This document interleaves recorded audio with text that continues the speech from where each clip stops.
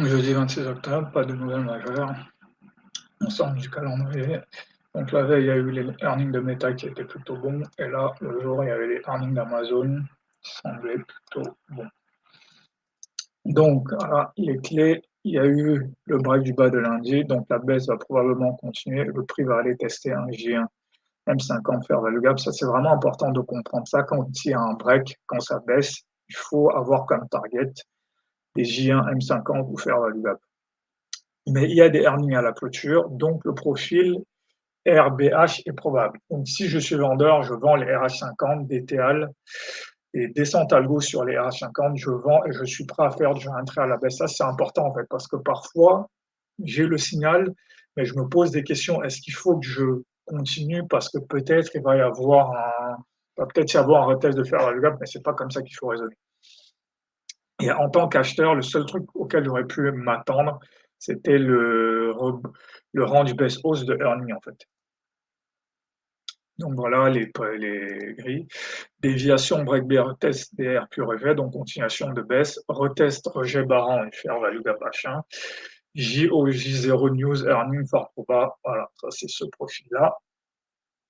Donc ok, première erreur. Achat d'une seule verte pour un scalp RH50. Je n'attends pas d'avoir au moins deux verres marteau tendu ou VRV avant d'acheter un scalp RH50. Acceptez que s'il y a un marou qui reteste directement RH50, c'est pas grave, c'est loupé. Je veux rentrer sur mes signaux. Ça, c'est important parce qu'en fait, j'essaie souvent d'anticiper parce que je ne veux pas louper le mouvement, en fait. Mais il faut me dire, si mon signal ne se présente pas, c'est pas grave, je loupe. Traiter les baisses ou les RH50 avec les stades du bull market. Quand ça baisse, target J1, M50. Ça, c'est très important. Dans le bull market, 70% des open baisse se retournaient. Donc, c'était vraiment une stat qui était figée dans mon esprit. 60% des RH50 finissaient en range. J'ai pris cette stat comme générale au lieu de comprendre que toutes les stats sont liées à un contexte. Maintenant, dans le bear market, 60% des baisses continuent à descendre et 60% des RH50 finissent en leg 2. Il faut vraiment que je fasse ce basculement-là, de comprendre qu'un signal est lié à un contexte. Donc, dans le bear market, quand il y a un RH, quand il y a un RH50, la baisse continue. Voilà, ça c'est vraiment un truc qu'il faut que j'intègre. Après le RH50, il y a des dojis, j'hésite et je me demande s'il va y avoir un retest SVG. Donc, la question est déjà réglée. Le retest fair value gap et le close sont complémentaires. Le principe, c'est deux entrées à la clôture et une entrée en fair value gap. Surtout, ne pas rester figé à se demander ce qui va se passer. Surtout après un RH50. Ne pas essayer d'anticiper un triangle. D'abord, je vends. Si un triangle, je prends mes SL et je revendrai à 20 heures parce que j'ai déjà remarqué que c'est là que les triangles se développent. Accepter de prendre des SL et de faire du réentrée. Donc voilà, ici, donc ça commence ici. Là, pas de problème, pas de signal. Là, je vends ici, parce que là, on est dans un bear market. On est dans une phase de baisse, donc ça baisse, je vends. Là, je rajoute quand même pas, j'attends. Là, première, là, c'est pas suffisant. Là, voilà. Là, j'achète pour un réversal, ça c'est un bon signal. J'ai deux bougies vertes. Avant 16 heures, forte probabilité que ça remonte. Et c'est là où il ne faut pas essayer d'anticiper. Donc on arrive là, là c'est un peu trop tard. Là maintenant, RH50, je vends ici et c'est là en fait un peu que les problèmes commencent. Parce que là, je commence à me demander est-ce est-ce qu'il faut vendre ou est-ce qu'il faut attendre? En fait, ce qu'il faut avoir en tête, c'est ça en fait, c'est de se dire, rentrer avec un ordre sur RH50. En fait, accepter juste que parfois ça va marcher, parfois non. Si je me prends un SL, réentrer à 20 heures. En fait, il ne faut pas essayer ici de me figer et de me dire je vais attendre 20 heures pour rentrer. Non, il faut se dire je vais rentrer.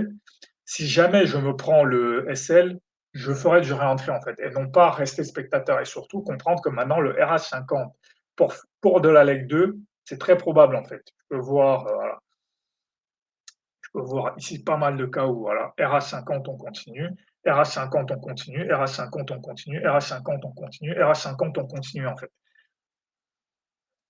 Donc voilà, ici, voilà. Donc j'aurais dû vendre ici, j'aurais dû vendre ici aussi. Et c'est là où il y a le FOMO en fait. Ici, en fait, je pense à cette journée-là. En fait, je pense à cette journée-là du vendredi.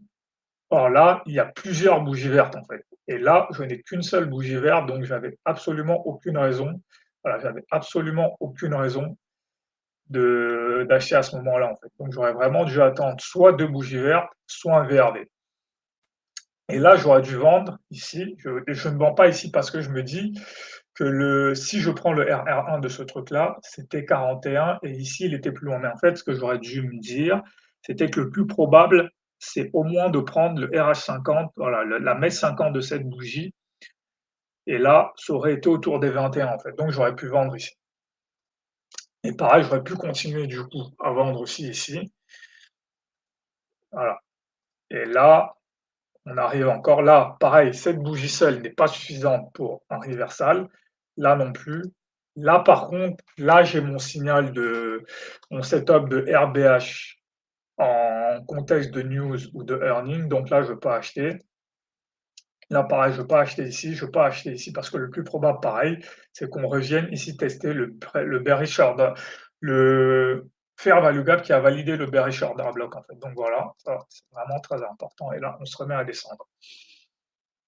Donc voilà, voilà, je veux montrer voilà, cette stat-là, voilà, cette stat ici. Voilà. Donc dans le bull market, 78% des open baisse se retournaient. Maintenant, c'est en fait, il n'y a plus que 44% des open baisse qui finissent en reversal en fait. Voilà. Et il faut vraiment que je comprenne que cette stat était liée à un contexte en fait. Voilà, et quand ça baisse, voilà, de toute façon, j'ai déjà montré, les targets, c'est ici. Voilà, c'est ma target aurait dû être soit ici, cette mèche 50 ici, soit cette mèche 50, soit ce fair value gap ici. Voilà, parce que quand on a une forte baisse, c'est ce qui est plus probable, voilà, c'est ce qui est le plus probable de se produire. Voilà, donc ici, sur cette zone-ci. Voilà. Donc voilà pour cette journée.